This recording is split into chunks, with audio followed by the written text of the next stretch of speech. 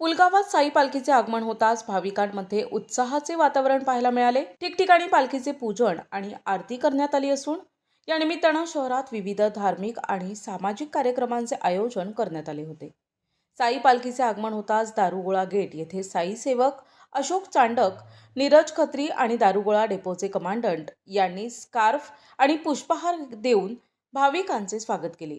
तेथून पालखी रथ एकता चौकात पोहोचला, जिथे जय महाकालीन केबल नेटवर्क असोसिएशन आणि न्यू लकी केबलच्या वतीने रक्तदान शिबिर आणि भजन संध्येचे आयोजन करण्यात आले होते। सायंकाळी एकता चौकात भव्य महाआरती होऊन 101 किलो लाडूंच्या प्रसादाचे वाटप करण्यात आले।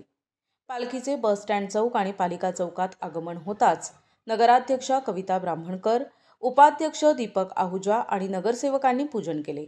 तसेच भगतसिंग चौकात गिरीश चौधरी तर आठवडी बाजार चौकात माजी नगराध्यक्ष मनीष साहू यांनी पूजन करून अशोक चांडक यांचा सत्कार केला। गांधी चौक आणि तुकडोजी चौक येथे नीरज खत्री परिवाराने स्वागत केले। शेवटी पालखी साईधाम साई मंदिरात विसावली। रात्रीची आरती आटोपल्यानंतर आज 12 तारखेला सकाळी 10 वाजता ही पालखी शिर्डीकडे रवाना होईल। प्रतिनिधी जावेद खान, NTV न्यूज मराठी, वर्धा, पुलगाव।